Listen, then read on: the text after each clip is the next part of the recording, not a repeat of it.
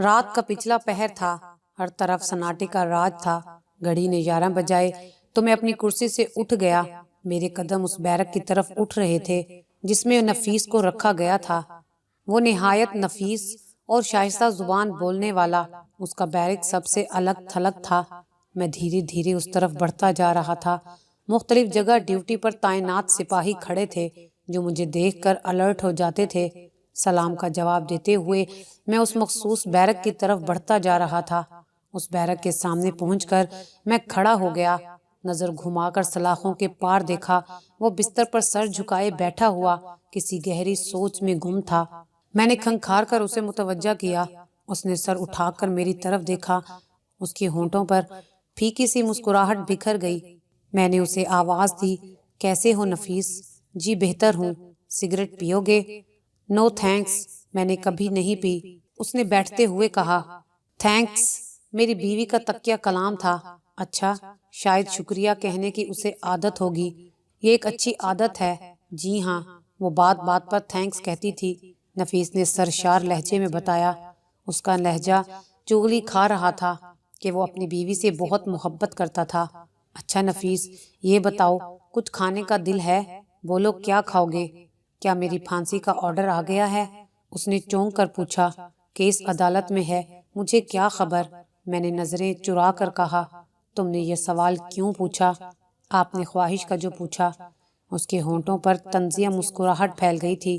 شاید نہیں، یقیناً وہ بات کی تہہ تک پہنچ گیا تھا۔ تم نے بتایا نہیں، کیا کھانا چاہتے ہو؟ میں نے نظریں چراتے ہوئے کہا۔ آپ نے پوچھ ہی لیا ہے تو سجی کھلا دیں، وہ مسکرا کر بولا۔ مسکراتے وقت اس کے ہونٹوں پر نسوانی کھنچاؤ سا پیدا ہو جاتا جو کچھ عجیب سا لگتا۔ مرد پر مردانگی کی چھاپ ہی بہتر لگتی ہے۔ جب سے وہ جیل میں آیا ہے وہ پابندی سے نائی کے پاس جاتا ہے۔ شاید کلین شیو رہنا اسے بہت پسند تھا۔ عام قیدیوں کو یہ سہولت نہیں دی جاتی، لیکن اس کے ساتھ میں نے بہت رعایت کی ہوئی تھی۔ 1 مہینے پہلے نائی سے کہہ دیا تھا کہ وہ اس کی فرمائش پوری کر دیا کرے۔ صبح صبح نائی اس کی بیرک میں آ جاتا۔ اس کی شیونگ کے بعد بھی نائی کسی دوسری طرف جاتا تھا۔ اس وقت بھی صبح کی شیو کا تازہ پن نظر آ رہا تھا۔ میں نے اس کے چہرے پر نظر جما کر کہا، سجی اچھی منگوا دوں؟ کوئی خاص دکان جہاں کی سجی زیادہ پسند کرتے ہو تم؟ جی نہیں، بس سجی ہو یہی کافی ہے، وہ بولا۔ دراصل سجی میری بیوی کو بہت پسند تھی۔ اس نے پھر کہکا لگایا۔ بات بات پر اس کا کہکا لگانا مجھے عجیب سا لگتا تھا۔ میں سمجھ رہا تھا کہ یہ کہکے کھوکھلے ہیں۔ وہ زبردستی کہکا لگاتا ہے، مگر میں اسے روکنا بھی نہیں چاہتا تھا کیونکہ میں سمجھ رہا تھا کہ وہ ہنسی کے پردے میں اپنا غم چھپانا چاہتا ہے۔ وہ اسی سعی میں مصروف تھا۔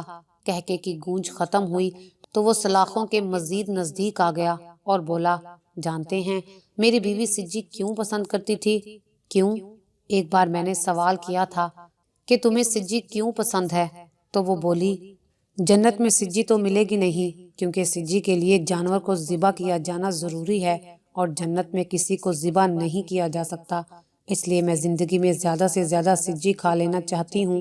اس نے پھر کہکا لگایا، گویا تم بھی اس لیے سجی کھانا چاہتے ہو؟ میں نے بھی ہنس کر جواباً کہا، یہ بات بھی ہے، اور دوسری بات یہ ہے کہ سجی کھانے سے جسم گرم رہتا ہے۔ یہ بات بھی مجھے میری بیوی نائلہ نے کہی تھی۔ اس نے پھر کہکا لگایا، ہاں یہ بات تو ہے کہ سجی جسم میں گرمی پیدا کرتی ہے۔ جسم کی گرمی پر ایک واقعہ یاد آ گیا۔ یہ واقعہ کچھ شرمناک ہے مگر سنا دیتا ہوں میں۔ اس نے کہا۔ میں سمجھ رہا تھا کہ وہ ذہن میں پیدا ہونے والے ہجان سے بچنے کے لیے ایسی باتیں کر رہا ہے، کہکے میں خود کو چھپا رہا ہے۔ میں خود بھی یہی چاہتا تھا، اس لیے اسے زیادہ سے زیادہ موقع دے رہا تھا۔ اس لیے کہا، ہاں تم کوئی واقعہ سنا رہے تھے؟ جی، یہ واقعہ میری سہاگ رات کا ہے۔ میں ٹھہرا کراچی کا بندہ، شادی ہوئی شیخو پورا کی لڑکی سے۔ دراصل نائلہ میرے دور کی رشتہ دار تھی۔ اماں نے پسند کیا اور مجھے ہاں کرنی پڑی، حالانکہ نہیں کرنا چاہتا تھا کیونکہ مجھ میں کچھ ایسی کمی تھی جس کی وجہ سے میں شادی کا رشتہ نہیں نبھا سکتا تھا، مگر اماں کے کہنے پر مجھے ہاں کرنی پڑی۔ بارات کراچی سے گئی تھی، اس لیے پہلی رات کا انتظام وہیں کیا گیا تھا۔ وہ سردی کا موسم تھا اور میں ٹھہرا کراچی والا، جہاں سردی بس احساس کرانے کو آتی ہے کہ سردی کا احساس کرنا ہو تو دسمبر جنوری میں آئس کریم کھا کر کمبل اوڑھ لو۔ گویا میں کراچی کا رہنے والا اور شیخو پورہ کی سردی کی وجہ سے میں کانپنے لگا تھا۔ اس حالت میں مجھے دلہن کے پاس بھیجا گیا۔ میں سکڑا سمٹا اس کے سامنے پہنچا اور بیڈ پر بیٹھتے ہی پوچھا، کیا شیخو پورہ والے بغیر کمبل کے رات گزارتے ہیں؟ میری بات پر دلہن نے مسکرا کر بیڈ کے نیچے سے کمبل نکالا اور مجھے دیتے ہوئے بولی، میری سہیلیوں نے یہ حرکت کی ہے۔ ان کا کہنا تھا کہ اگر کراچی والے نے کمبل کی فرمائش نہیں کی اور رات گزاری تو سمجھ لینا اس میں بہت گرمی ہے، سردی سہنے کی گرمی۔ اس کا اندازہ لگانے کا یہ آسان طریقہ ہے۔ تو جناب میں اپنے سیدھے پن میں پہلے ہی امتحان میں فیل ہو گیا تھا۔ وہ بات ختم کر کے مسکرانے لگا تھا۔ میں نے نرم لہجے میں اجازت لی اور اپنے دفتر کی طرف چل پڑا۔ رات میں نے ہی اس کے تمام کام نپٹانے تھے، کاغذات مکمل کرنے تھے۔ میں اپنے کمرے میں پہنچ کر اس کی فائل دیکھنے لگا، تبھی ایک بات نظر آ گئی جس کے متعلق پوچھنے دوبارہ اس کے پاس آنا پڑا۔ وہ اسی طرح فرش پر بیٹھا تھا۔ مجھے دیکھتے ہی اس کے ہونٹوں پر پھر سے مسکراہٹ آ گئی۔ وہ مسکراتے ہوئے بولا، گویا میرا شک مکمل ہے کہ میرے لیے پھانسی کا حکم نامہ جاری ہو چکا ہے۔ یہ بات کیوں ذہن پر بٹھا لی ہے؟ جو حکم نامہ جاری ہوگا اسے تعمیل کرنا میری مجبوری ہے۔ حکم نامہ آئے گا تو میں تمہیں بتا دوں گا۔ میری بیوی کی بھی یہی عادت تھی کہ وہ ہر بات کھل کر نہیں بتاتی تھی۔ جب میں پوچھتا تو کہتی بتا دوں گی۔ تم اپنی بیوی سے بہت محبت کرتے تھے؟ جی ہاں، بہت محبت کرتا تھا۔ یہ کہہ کر وہ دیوار کو گھورنے لگا جیسے دیوار پر اس کی بیوی کی تصویر چسپاں ہو۔ پھر گہری سانس لے کر بولا، اسی بیوی کے قتل کا الزام مجھ پر لگا ہے۔ اس الزام کے تحت مجھے پھانسی دی جائے گی۔ میں نے اس کے غمزدہ چہرے پر نظریں جما کر پوچھا، تم اتنے وثوق سے کیسے کہہ سکتے ہو کہ تمہیں پھانسی ہوگی؟ حالات و واقعات یہی بتاتے ہیں۔ نچلی عدالت نے بھی میرے ساتھ انصاف نہیں کیا، یہی کچھ اعلیٰ عدالت بھی کرے گی۔ قانون ثبوت کے اینک سے انصاف تلاش کرتا ہے اور وکیل نے میرے خلاف ثبوت کا پہاڑ کھڑا کر دیا ہے۔ پورے 2 سال ہو گئے۔ اس عرصے میں کتنے سارے واقعات سامنے آئے۔ میں دم بخود ہوں کہ لوگ ایک چہرے پر کتنے چہرے سجائے رکھتے ہیں، کیوں احسان فراموشی پر آمادہ ہو جاتے ہیں۔ آخری پیشی پر مخالف وکیل نے جو گواہ پیش کیا تھا میں اس کے متعلق بتا رہا ہوں۔ اس نے دکھی لہجے میں کہا، وہ کون تھا؟ میں نے پوچھا۔ دراصل میں اس کو موقع دینا چاہتا تھا کہ وہ اپنے دل کی ہر بات بتا دے، اس کے دل میں کوئی بات رہ نہ جائے۔ اس نے اس غمزدہ لہجے میں بتانا شروع کیا، مجھے جب کٹہرے میں پہنچایا گیا تو مخالف وکیل نے پہلا سوال کیا، کیا یہ بات صحیح ہے کہ آپ کے گھر جمیلہ آتی تھی؟ میں نے اس بات میں سر ہلایا تو وہ بولا، اس کی عمر کیا ہوگی؟ جواباً میں نے کہا کہ یہی کوئی 14-15 سال، 16 بھی ہو سکتی ہے۔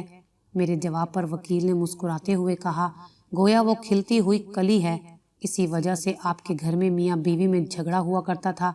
میں اس کا مفہوم سمجھ گیا تھا۔ وہ ایک الزام لگا رہا تھا مجھ پر۔ میرے اندر غصے کی لہر اٹھ رہی تھی، مگر یہ موقع نہیں تھا۔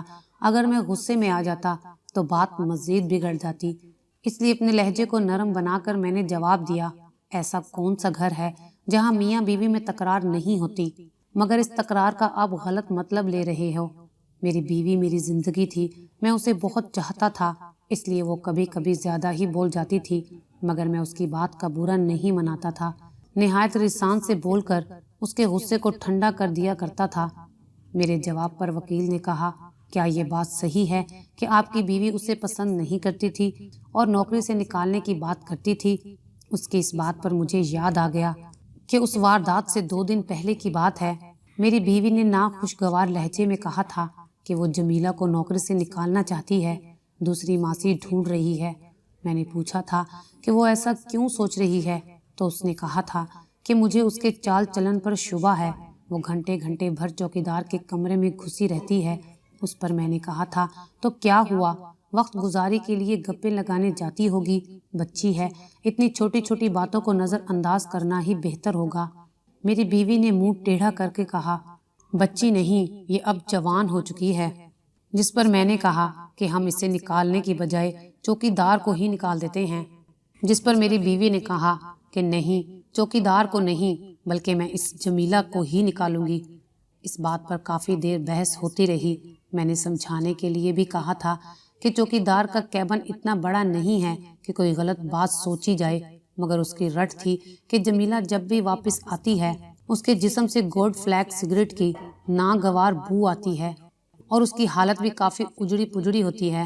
یہ بو ہی اس کا جرم ثابت کرنے کو کافی ہے۔ اس دن کے بعد بھی وہ کئی بار لڑی کہ آخر آپ کو اس لڑکی سے اتنی ہمدردی کیوں ہے، اور میرا ایک ہی جواب تھا کہ انسانی ہمدردی۔ میں نے اپنی بیوی کو ہر قسم کی آزادی دی ہوئی تھی۔ وہ میری بجائے چوکیدار کے ساتھ ہر جگہ آتی جاتی تھی۔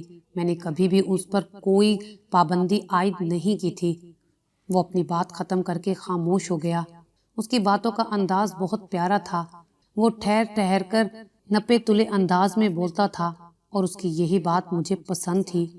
ایک یہی نہیں، کئی اور قیدیوں سے بھی میں اسی طرح گھل مل کر باتیں کرتا ہوں۔ جیل میں آنے والے زیادہ تر قیدی محبت کے بھوکے ہوتے ہیں، اس لیے وہ میرے سامنے اپنی پوری زندگی کھول کر رکھ دیتے ہیں، اپنا تمام درد بیان کر دیتے ہیں، جیسے یہ اپنی ایک ایک بات بیان کرتا جا رہا ہے۔ میں نے اس کے چہرے پر سے نظر ہٹا کر کہا، گولڈ فلیگ کی بو مجھے بھی سخت ناپسند ہے۔ آخری پیشی پر کیا ہوا جس کی وجہ سے انسانیت پر سے تمہارا اعتماد اٹھ گیا؟ اگر مناسب سمجھو تو یہ بھی بتا دو۔ اجی صاحب، ہونا کیا تھا، اس دن جب مجھے کٹہرے میں کھڑا کیا گیا تو مخالف وکیل نے مجھ پر الزام لگا دیا کہ آپ اور آپ کی بیوی کے درمیان تکرار ہوئی تھی اور اس کی وجہ جمیلہ تھی، جو 14-15 سال کی بچی تھی۔ یہ کوئی نئی بات نہیں ہے۔ اکثر گھروں میں غربت کا فائدہ اٹھانے کے لیے گھر کے مرد ماسیوں کی بچیوں پر ہاتھ صاف کرتے رہتے ہیں۔ آپ بھی اسی طاق میں تھے اور آپ کی راہ میں آپ کی بیوی آ گئی۔ جی نہیں، یہ غلط ہے، میں نے چیخ کر کہا تھا۔ پھر حقیقت کیا ہے؟ اس روز کیا ہوا تھا؟ کھل کے بتائیے۔ وکیل نے طنزیہ ہنسی ہنستے ہوئے کہا، کسی نے سچ ہی کہا ہے کہ پیدا ہوا وکیل تو شیطان نے کہا۔ لو، آج ہم بھی صاحب اولاد ہو گئے۔ واقعی وہ وکیل شیطان کی اولاد تھا۔ اس نے الزامات کی بوچھاڑ کر دی تھی۔ میں جتنا خود کو بچانے کی کوشش کر رہا تھا وہ اس قدر تیزی سے مجھے دلدل میں کھینچ رہا تھا۔ اس کے سوال کا جواب دینے کے لیے میں اس دن کے واقعات یاد کر رہا تھا۔ کچھ بھی کر لیں لیکن حقیقت کو جھٹلا نہیں سکتے۔ آپ نے جرم کیا ہے، ایک گھناؤنا جرم، آپ مجرم ہیں۔ اس کی اس بات پر میرے وکیل نے کھڑے ہو کر کہا، اپنی بات کو کسی کے منہ سے کہلوانا صحیح نہیں ہے، میرے قابل دوست کو اپنے جرم کا انداز بدلنا ہوگا۔ مخالف وکیل نے میرے وکیل کی بات پر مسکرا کر کہا، تو یہ جواب دینے میں اتنی دیر کیوں کر رہے ہیں؟ اس اذیتناک جملے سے گھبرا کر میں نے جلدی سے کہا، اس دن میں دفتر میں کام نپٹا رہا تھا کہ بیوی کا فون آیا، فوراً آ جائیں۔ اس بے وقت کے بلاوے پر میں نے پوچھا، کوئی خاص بات؟ ایسی کیا بات ہو گئی؟ تمہارے لہجے سے ایسا کیوں لگ رہا ہے کہ تم کافی غصے میں ہو؟ بس میں نے کہہ دیا نا، جلدی آ جائیں، کہہ کر اس نے فون رکھ دیا۔ وہ کوئی بھی بات کھل کر کہتی ہی نہیں تھی، ہر بات چھپا لیتی تھی یا بہت دیر بعد میں بتاتی تھی۔ اس کی اس عادت سے میں پریشان رہتا تھا۔ فون آ چکا تھا، لہجے میں بھی کچھ خاص تبدیلی محسوس ہوئی تھی، اس لیے میں نے دفتر سے چھٹی لی اور گھر کی طرف روانہ ہو گیا، اور گھر پہنچ کر آپ نے کام دکھا دیا۔ مخالف وکیل نے ایک بار پھر حملہ کر دیا۔ میں نے خود پر ضبط کر کے جواب دیا۔ جب میں گھر پہنچا تو باہر کا گیٹ کھلا ہوا تھا، چوکیدار اپنے کیبن میں موجود نہیں تھا۔ اکثر وہ نکڑ کی دکان سے سگریٹ لینے چلا جاتا تھا۔ دکان زیادہ دور نہیں تھی، اس لیے دروازہ کھلا چھوڑ جاتا تھا، اس لیے میں نے بھی توجہ نہیں دی اور اندر داخل ہو گیا۔ برآمدے کا مرکزی دروازہ بھی کھلا ہوا تھا، جبکہ میری بیوی کی عادت تھی کہ وہ اندر والے دروازے کو بند رکھتی تھی۔ اتنی اہم بات کی جانب بھی میں نے توجہ نہ دی اور اندر داخل ہو گیا۔ اندر پہنچ کر میں نے نائلہ کو آواز دی مگر اس نے جواب نہ دیا۔ پھر میں نے جمیلہ کو آواز دی، وہ بھی غائب تھی۔ میں نائلہ کو آواز دیتا ہوا ڈرائنگ روم سے ڈائننگ اور پھر بیڈ روم میں آ گیا، مگر وہ نظر نہ آئی۔ میں نے باتھ روم میں جھانک کر دیکھ لیا، وہ وہاں بھی نہ تھی، باتھ روم خالی پڑا تھا۔ تب میں کچن کی طرف بڑھا۔ نائلہ کچن میں ہوتی تھی تو ہانڈی کی خوشبو ڈائننگ روم میں پھیلی رہتی اور میری آواز بھی بآسانی سن لیتی، اس لیے میں نے ادھر توجہ نہیں دی تھی۔ مگر جب کہیں نظر نہ آئی تو میں اس طرف چل پڑا۔ کچن میں جھانکتے ہی میرے اوپر کی سانس اوپر اور نیچے کی نیچے رہ گئی۔ وہ فرش پر چت پڑی تھی۔ وہ اس دنیا سے رخصت ہو چکی تھی۔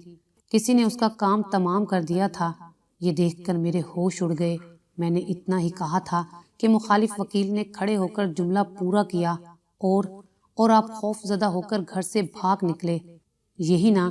جی ہاں، میں نے اس بات میں گردن ہلا کر کہا۔ آپ ایک تعلیم یافتہ، باشعور، ایک اونچے عہدے پر فائز جوان ہیں، قانون کا علم بھی رکھتے ہیں۔ ایسی حالت میں لوگ دوسروں کو مدد کے لیے بلاتے ہیں، لیکن آپ نے ایسا نہیں کیا۔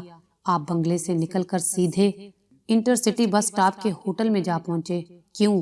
اس کے اس سوال پر میں نے نیچی آواز میں کہا، دراصل میرا ذہن الجھ گیا تھا، اس لیے۔ ہوٹل کے خاموش ماحول میں بیٹھا سوچ رہا تھا کہ مجھے کیا کرنا چاہیے۔ آپ سوچ رہے تھے؟ مخالف وکیل نے الزام لگایا۔ کس طرح بیوی کی لاش سے پیچھا چھڑواؤں؟ کہاں جا کر پھینکوں اس کی لاش کو؟ اس الزام کا جواب ثبوت سے دیا جا سکتا تھا، جو میرے پاس نہیں تھا۔ ازل سے میں ڈرپوک اور الجھ جانے والا جو ہوں، اس لیے میں خاموش تھا کہ مخالف وکیل نے کہا، میلارڈ، میں اب اس قتل کی ایک اہم گواہ کو پیش کرنے کی اجازت چاہوں گا۔ اجازت ملتے ہی اس نے گواہ کو کٹہرے میں لا کر کھڑا کر دیا۔ اسے دیکھ کر مجھے کچھ حوصلہ ملا، کیونکہ وہ جمیلہ تھی، جس کی ہمدردی میں نائلہ سے لڑا کرتا تھا۔ وکیل نے میری طرف اشارہ کر کے اس سے پوچھا، جمیلہ، کیا تم اسے جانتی ہو؟ تو وہ بولی، جی ہاں، میں اس کے گھر میں کام کرتی تھی۔ وکیل نے کہا، کیا یہ صحیح ہے کہ تمہاری وجہ سے یہ اپنی بیوی سے لڑا کرتے تھے؟ وہ بولی، جی ہاں، بی بی جی مجھے نوکری سے نکالنا چاہتی تھی، مگر صاحب جی مجھ پر بری نگاہ رکھتے تھے اور میرے ساتھ عجیب و غریب حرکتیں بھی کر چکے تھے، اس لیے وہ مجھے نوکری سے نکالنے کے لیے انکار کر رہے تھے۔ وہ بی بی جی کو سمجھاتے تھے کہ ایسا نہ کرو۔ جمیلہ کی بات ختم ہوتے ہی وکیل نے کہا، میلارڈ، ان دونوں کے درمیان جو رشتہ جنم لے چکا تھا، وہ نائلہ کیا کوئی بھی بیوی برداشت نہیں کر سکتی، اس لیے دونوں میں فساد برپا ہوتا۔ اس بات پر میرے وکیل نے کھڑے ہو کر کہا، کسی کی ہمدردی میں بولنا جرم تو نہیں ہے۔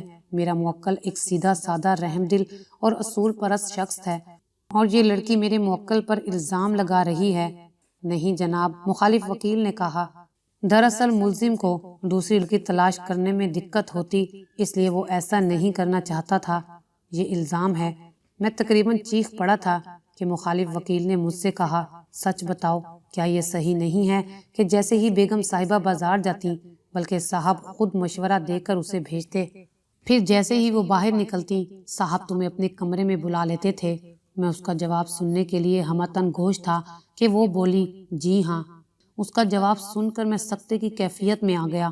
جمیلہ سے ایسے جھوٹ کی توقع نہیں تھی۔ میں تو اس کی غربت پر ترس کھا کر اس کی ہر ممکن مدد کرتا رہتا تھا۔ نائلہ سے چھپ کر وقتاً فوقتاً اسے پیسے بھی دیا کرتا تھا۔ پھر بھی اس نے ایسا جھوٹ کیوں بولا؟ جبکہ میں کسی عورت کے لائق تھا ہی نہیں، تو پھر جمیلہ کے ساتھ میرے تعلقات کیسے ہو سکتے تھے؟ اور جمیلہ نے اتنا بڑا جھوٹ کیسے بولا؟ اس بات کو سن کر جج نے عدالت برخاست کر دی کہ اگلی پیشی پر فیصلہ سنا دیا جائے گا اور فیصلہ نظر بند رکھا جائے گا۔ میں نے ہوا کا رخ پہچان لیا تھا۔ میں سمجھ گیا تھا کہ پھانسی کا پھندا میرا مقدر بن چکا ہے، اس لیے میں بے چینی سے اس وقت کا انتظار کر رہا ہوں جب میں اس مکار دنیا سے کوچ کر جاؤں گا۔ نفیس کی باتوں سے لگ رہا تھا کہ وہ سچ بول رہا ہے۔ اس کا لہجہ بہت کچھ کہہ رہا تھا، مگر یہ بھی حقیقت ہے کہ پھانسی کے مجرم آخری وقت تک خود کو بے قصور کہتے رہتے ہیں۔ یہ اور بات ہے کہ جب جلاد کالا نقاب چہرے پر چڑھا دیتا ہے، تب وہی مجرم چیخ چیخ کر کہتا ہے کہ اے اللہ میرے گناہ معاف کر دے، میں نے یہ جرم غلطی سے کیا، شیطان کے بہکاوے میں آ کر کیا ہے، اس لیے میں نے اس کی بات کو اہمیت نہ دی اور اس کی بیرک سے لوٹ آیا۔ مجھے معلوم تھا اس کے ساتھ اچھا خاصا وقت گزار چکا ہوں۔ رات آخری حصے میں داخل ہو چکی تھی۔ اب سے کچھ دیر بعد مجھے پھر اسی بیرک میں آنا تھا، اسی لیے میں سونے کی بجائے دفتر کی طرف آ گیا۔ میرا اسسٹنٹ بھی جاگ رہا تھا۔ اسے چائے بنانے کا کہہ کر میں پھر سے نفیس کی فائل کا مطالعہ کرنے لگا۔ اس کی فائل سے یہ بات پتہ چل چکی تھی کہ اس کا اس دنیا میں کوئی نہیں ہے۔ ایک ماں تھی جو 1 سال پہلے فوت ہو چکی تھی۔ اب جو کچھ بھی کرنا تھا جیل انتظامیہ کو ہی کرنا تھا۔ میرے ارد گرد اتنے سارے قیدی تھے، مگر پتہ نہیں کیوں نفیس سے ایک انس سا محسوس ہونے لگا تھا، اس لیے میں آج کی رات اس کے ساتھ گزار رہا تھا۔ شاید وہ بھی سمجھ چکا تھا اس لیے جاگ رہا تھا۔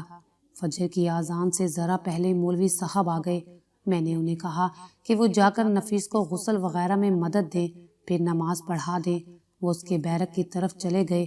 میں دفتر میں بیٹھا گھڑی کی سوئیوں کی طرف دیکھتا رہا۔ وقت گزرتا جا رہا تھا۔ نماز پڑھ کر میں بھی نفیس کی بیرک میں پہنچ گیا۔ وہ پرسکون تھا، زیر لب کچھ پڑھ رہا تھا۔ میں نے ساتھ آئے دونوں سپاہیوں کو اشارہ کیا۔ انہوں نے بیرک کا تالا کھولا، اسے باہر نکالا۔ اس نے مجھ سے مصافحہ کیا، پھر کہا، سر، میں رات میں ہی سمجھ گیا تھا، پھر بھی آپ کا شکریہ کہ آپ نے میرا خیال رکھا۔ اگر روز حشر ملاقات ہوئی تو بھی شکریہ ادا کرتے ہوئے ہی پائیں گے۔ پھر اس نے آگے کی صرف قدم بڑھا دیا۔ میں بھی قصور ہوں، پھر بھی سب کا قصور معاف کیا۔ میں بھی اس کے ساتھ مرے مرے قدموں سے چل پڑا۔ جلاد نے تختہ تیار کر لیا ہوگا، بس کچھ دیر کی بات ہے، یہ قصہ اختتام پذیر ہو جائے گا۔ میں سوچ میں گم اس کے ساتھ چلا جا رہا تھا کہ اچانک وہ میرے دفتر کے سامنے رک گیا۔ اس نے کھڑے ہو کر زور زور سے سانس لی اور پھر رک کر بولا، سر، یہ بو کیسی ہے؟ میں نے بھی فضا میں زور سے سانس کھینچی، پھر کہا، یہ گولڈ فلیگ سگریٹ کی بو ہے۔ اس نے حیرت سے ادھر ادھر دیکھتے ہوئے کہا، یہی وہ بو تھی جو مرتے وقت نائلہ کے کپڑوں سے آ رہی تھی۔ میرے اندر کچھ چھن سا ہوا۔ بات کی تہہ تک میں پہنچ گیا تھا، مگر میں مجبور تھا۔ عدالت کے حکم کو رد نہیں کر سکتا تھا، اب اپیل کا وقت بھی تو نہیں تھا۔ عدالت کے حکم کے آگے میں مجبور تھا اور ایک بے گناہ کو ناکردہ گناہ کی سزائے موت دینے جا رہا تھا۔